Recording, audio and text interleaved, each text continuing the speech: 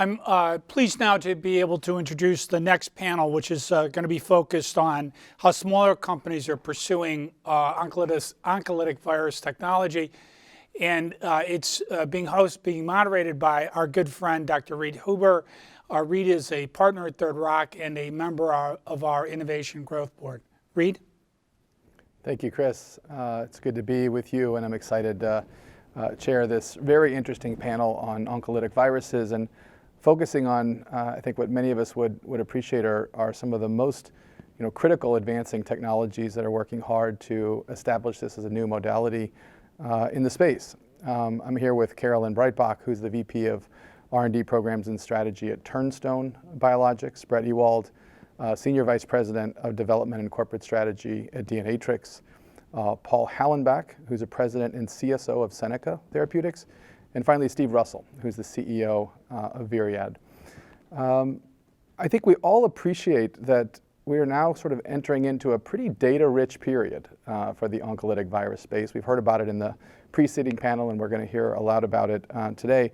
I thought it might be useful for all of our panelists to just help ground us all in what you feel are some of the key clinical proof points that are underscoring the therapeutic power of the oncolytic viruses, and what are those clinical data, some of which may have come from TVEC, some of those may be much more recent, that you feel are sort of the seminal findings that underpin the enthusiasm that you and your companies have in the emerging science. So I'll go through each of us, and I'll maybe start with Carolyn to share her thoughts.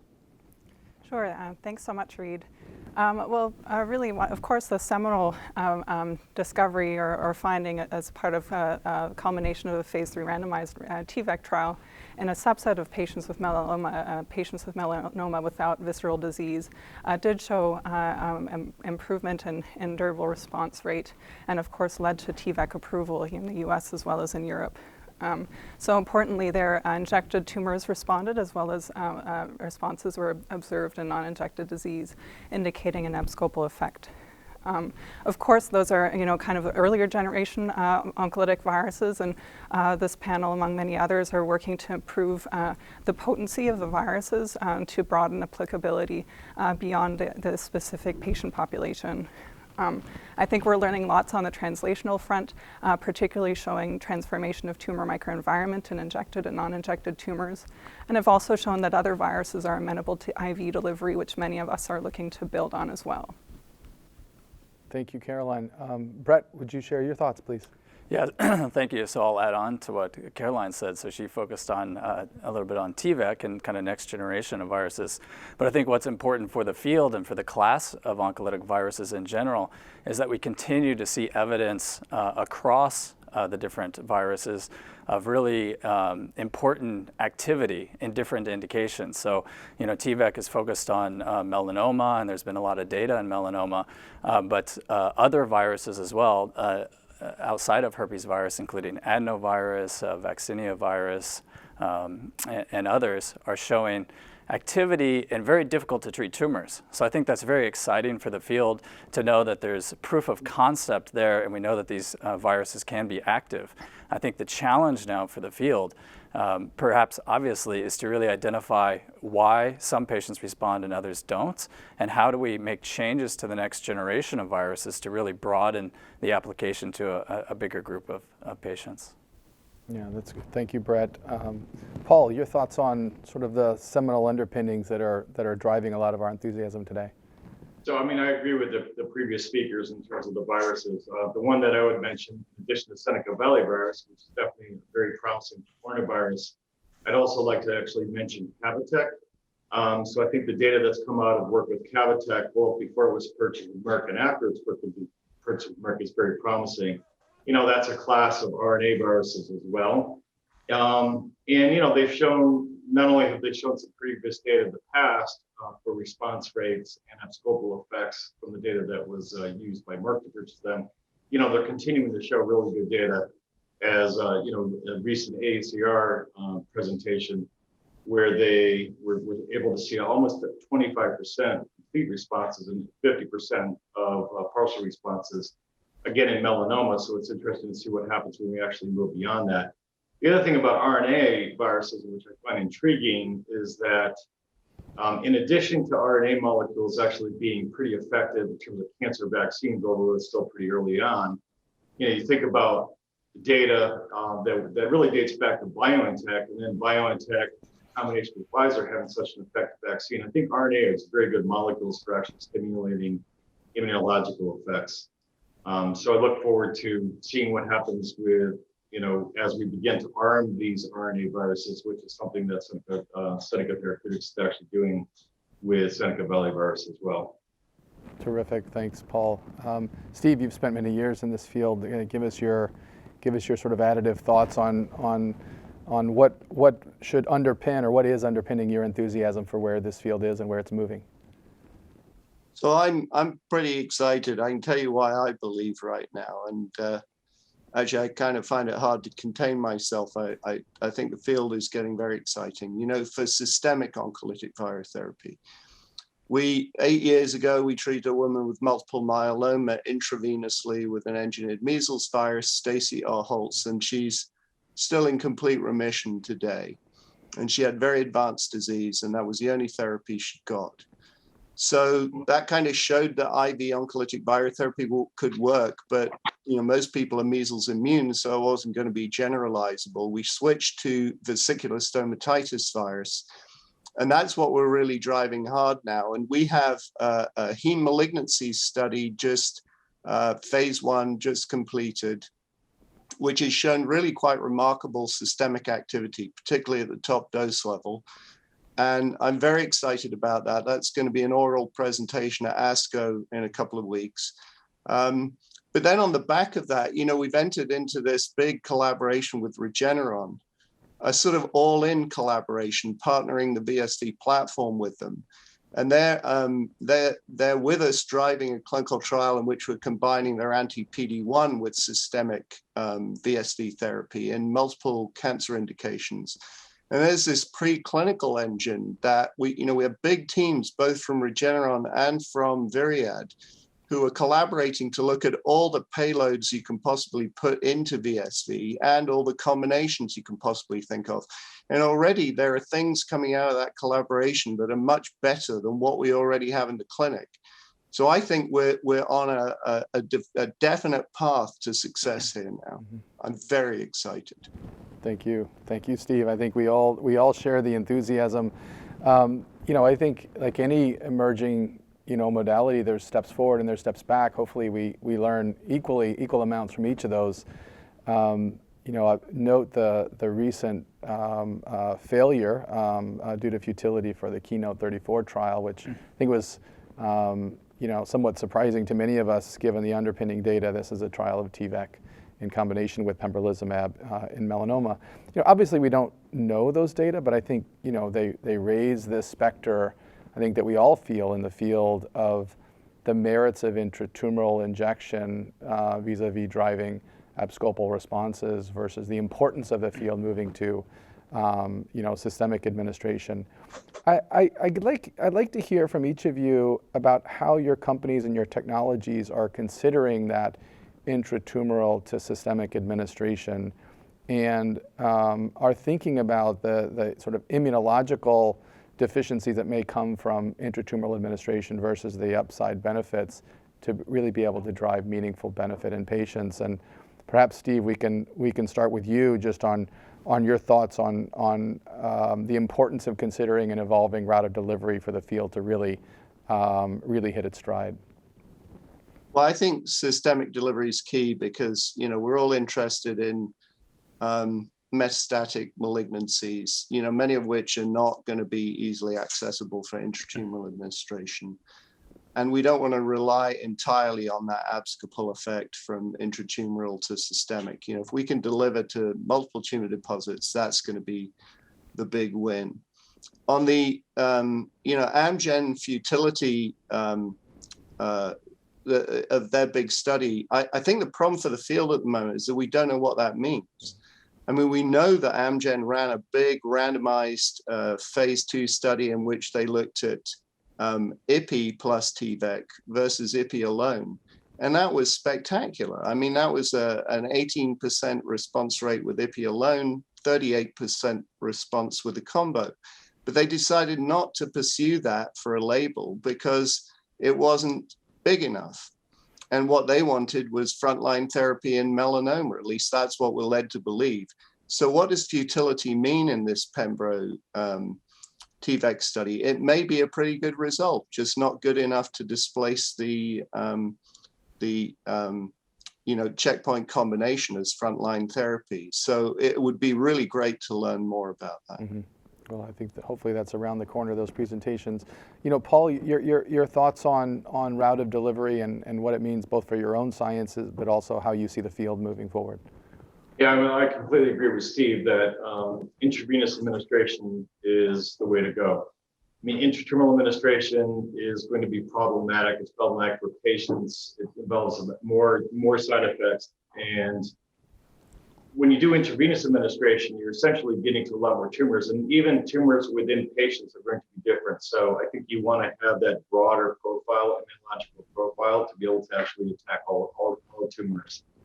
And in terms of this trial, what we don't know is that whether or not a different virus at this point would have had a different result. So we're still learning about different types of viruses and kind of what types of cancers are going to work best on, and then also arming those viruses with particular genes and delivery. So we still have some learning to do, but there's a lot of promising data out there in this field. I think that's one of the reasons why you can see Steve, and I think all of us are excited about the future.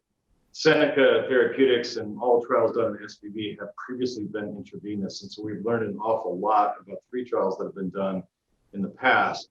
And so we're really looking forward to actually going into our next trial where we're actually looking at immunological effects and doing this in combination with checkpoint inhibitors. Mm-hmm. Thanks. Brett, would love to hear your thoughts based on DNAtrix experience and sort of some of your unique programs that you have moving forward. Any additive perspectives or different perspectives from what we just heard from Steve and Paul? Yeah, I think it's important to really focus on what you're trying to do within the tumor. Which indication you're focusing on and what attributes are important. So particularly in our instance, we're evaluating oncolytic viruses in brain tumors. So in a brain tumor, it's primarily a single lesion at which there's a blood-brain barrier. It's hard to get therapeutics to. So an intratumoral injection is really preferable in that setting and other brain tumors. So that's something we're focusing on. But I think at the same time, we're looking into other ways to deliver oncolytic viruses, and I think the whole field is. Another way to do it is using carriers in a collaboration with MD Anderson Cancer Center. We have a phase 1 clinical trial that's evaluating the delivery of one of our oncolytic viruses using mesenchymal stem cells. So I think as the field continues to focus on different ways to deliver these viruses, we're going to learn more, and it's going to be important for the development of all viruses. Thank you. Carolyn, can you share Turnstone's perspective on this and how your own science has sort of evolved over the years? No, and thank you. Our Turnstone's platform is really based off of a novel oncolytic vaccine, which was actually introduced by Loic Vincent of Takeda in the previous session. So our lead program is partnered with their group. And our virus has really been optimized for both potency in terms of infecting and spreading within human tumors, as well as selectivity and its ability to induce anti-tumor immunity. One of the big advantages we feel about oncolytic vaccine is that it's actually evolved for systemic spread. So IV delivery and IV route of administration is very kind of pivotal part of our development strategy. But we do also see value to an intratumoral approach in select indications. And we again leverage vaccinea's biology by actually that virus being demonstrated to be able to systemically spread to non-injected tumors in order to target those tumors by direct viral infection in addition to anti-tumor immunity. But as I mentioned, we're very much developing our lead program by IV infusion as well, particularly in certain indications where intratumoral administration could just not be part of the standard of care in those more disseminated diseases. And so there we're building on earlier proof of concept data generated by DNAtrix and with the oncolytic virus Pexivec that showed that IV delivery was achievable with oncolytic vaccinia above a dose threshold of 10 to the 9 plaque forming units. And so really underpinning our strategy at Turnstone for IV delivery is actually to be pushing dose. And so we're really upfront investing heavily in our manufacturing in order to achieve dose levels much higher than that, what was previously feasibly achieved, in order to really get, from our perspective, enough virus to tumors after IV administration. Thank you, Carolyn. I think a challenge certainly for any new modality, especially one that such as these that benefit from iterative learnings and sort of product based evolutions, are just decision making, and how you can predicate those decisions on preclinical studies versus the necessity at times to be in man to be able to do those in more intensive translational studies. Perhaps starting with you, Carolyn, what are your thoughts on what can drive that product iteration loop that's so important to an advancing new modality? Do we have the preclinical systems available to us that can do that, or are you and your company looking to much more intensive translational studies in patients to really drive those learnings? Yeah, I think it really starts with knowing what questions you can answer in which model systems. And in our in the oncolytic space, there's no question that we have challenges with certain preclinical models, just because, again, we've selected for potency in human tumors. Perhaps the viruses don't infect murine tumors very well. And of course, also as we're encoding transgenes, those may be human specific. So in some cases, we can develop murine surrogate viruses to start to understand some of the biology preclinically.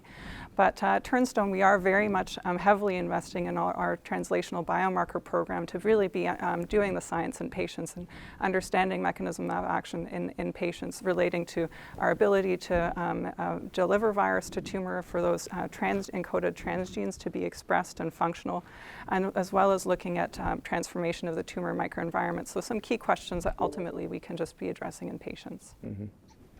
Brett, your thoughts, I'm sure, are interesting, coming from a focus in GBM, the unique challenges and opportunities you see translationally to sort of iterate and evolve your products. Yeah, I think it's really important to get into the clinic. Each platform needs to really demonstrate that it has activity on its own before we kind of make a lot of changes. So I think the challenge for the field, and I think a lot of it has to be done in phase 1, as much as we can preclinically, based on some of the challenges. But as we arm these viruses with multiple inserts and multiple things, what is driving what clinically and what's driving the efficacy is really important. So I think as we do many of these clinical trials across different oncolytic viruses, I think the whole field will benefit from really learning from these translational studies. Mm-hmm. Paul and Steve, would love to hear your thoughts on sort of some of the more innovative translational design models that your companies are undertaking to help these decision makings, and do we have the right technologies and endpoints to follow and sort of understand what those mean, or are we still in sort of a phase 1-2 exploratory phase when we're trying to understand the complex immunology of these viruses? So I think the information that you can obtain from biopsies from patients, or even FFPE samples from patients, is enormous in terms of being able to pre-screen patients, for example. So one of the things that we're working really hard on is being able to predict whether or not we're going to get what kind of replication we're going to get when we go into that patient specifically, whether or not intravenous or intradermal administration. So that, I think, there's a lot of new technologies and way to kind of show that you should get that.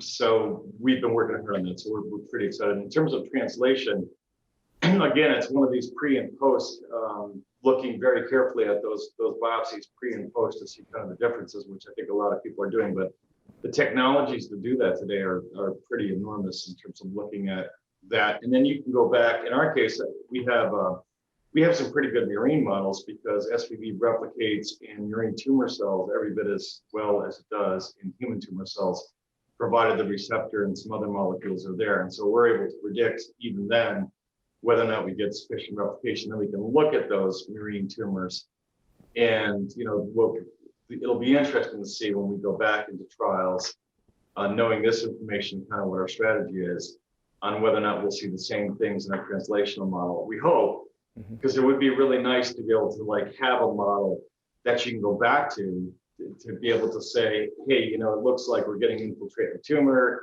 but maybe we're not getting really good proliferation of the right types of immune cells. Do we see that if we add IL-2? Those type of things. Mm-hmm. So then you can actually move back toward the trial and kind of do this reiterative approach. So that's perfectly taken. Steve, from your standpoint at Myriad, the importance of those early iterative exploratory phase 1-2 trials, would love to kind of get your thoughts on how that's changing and sort of what some of the next innovations are in technologies and endpoints and readouts that might be really important to making decisions. Well, so for our preclinical effort, we do everything currently with Regeneron in these very hard to treat mouse models with murine cytokines, murine payloads in everything. And, I was worried about going after tough to treat models, and, they insisted, we don't want anything that isn't potent. So we kind of went that direction, and it's nerve-wracking. I mean, you like to work with models where you really do see the activity. So I think that's important. But then, when you get into the clinic, it's really, really valuable if you can do a heck of a lot of correlative studies to learn everything that you can. I mean, our virus is armed with a secretable reporter and with an imageable reporter. So we can do blood tests, imaging studies to tell whether the virus actually hit the tumor, is it propagating? But then trying to get tumor biopsies and look at all those immune correlates within the tumors is really difficult. It can hurt your accrual to your clinical study if you insist on 2 accessible tumors, one of which has to be biopsied after another one was injected if you're going intratumoral. So this kind of thing, it's so incredibly worthwhile if you can get the data. So again, we're leaning into our collaborator, and we're using pretty much everything they have in-house to do as much analysis as we can on every patient. And I think we've got to learn, including those baseline gene signatures so that you can identify those patients who are more likely to respond to your therapy and do that correlative work. So the more, the better. Yeah, these are the accrual and biopsy intensive trials definitely it's a trade-off for sure. As you think of your internal programs, and maybe even take a step back and look at other trials on the horizon. We talked about Keynote 34 as an example. Maybe in our last few minutes, we can just go around the table and hear what you see as some of the key clinical milestones that are out there that may be important bellwethers for the field, important translational data, important efficacy data, maybe our first glimpse at new engineered viruses. Would love to kind of get your take as to what we should be following on the field over the coming 6 to 9 to 12 months. And Steve, let's start with you, both from your own side, but also more generally in the field, and we'll kind of go around the table. You've got to watch everything. I mean, the field is pretty intense at the moment, in terms of the number of clinical trials, the number of new viruses coming through. Everybody has something cooking in the pipeline even after they're in the clinic. I think, it's going to be tough deciding when to iterate into the next virus as you kind of go forward. And do you really have something that's sufficiently superior that's worth bringing it in? I'm very excited to see the evolving landscape in systemic oncolytic delivery. I mean, as I said earlier, I really do think we're very close to convincing the onlookers that, yes, systemic oncolytic virotherapy, doesn't just work in mice, it also works well in human. And that's really about the number of patients enrolled and the denominator and the number who've responded. So I think that's crucial to watch, in alignment with those, baseline parameters that are going to tell us who those patients that are responding actually are. I think also the combinations are really going to be very important. A lot of people are rolling out combinations of oncolytic plus this, that, or the other checkpoint inhibitor or other immune stimulant. That's going to be really very informative, and we need to be watching that closely. I know preclinically that there are some super exciting combinations that are going to be coming through. Great. Thank you, Steve. Combination's the rule for sure. Paul, your thoughts on what's sort of at the top of your list that you're watching on the horizon in terms of critical data readouts from the field? Yeah, I agree with Steve in terms of systemic administration. It's something I mentioned before and what we're working on. I mean, obviously, if we could do multiple systemic administration, get that to work, I think it's just going to be, there's a variety of advantages to doing systemic administration over intradermal. So I think we all probably agree on that. So I'd like to watch that very closely, and so we'll see what comes out of that. And doing systemic administration with viruses that are pretty potent and extremely selective and are armed, I think is also an interesting way to go. Looking at that native virus and then coming back with a virus that's armed and seeing the changes that you see in the tumor. That way you can kind of narrow down pretty specifically to like what the armed actually aspect is actually doing, that extra gene that you're, for instance, adding to it. So that'll be interesting. And then, in terms of the types of data that's going to be coming out, that Cavitec data is coming out, and I think I'm watching that one very closely, obviously because it's very similar to Seneca virus, and it's exciting. So we'll see whether or not that oncolytic coronavirus makes a difference. So we'll be keeping our eye on that one as moving forward. Thank you, Paul. Brett, let's get your thoughts on what's on the horizon that's exciting to you.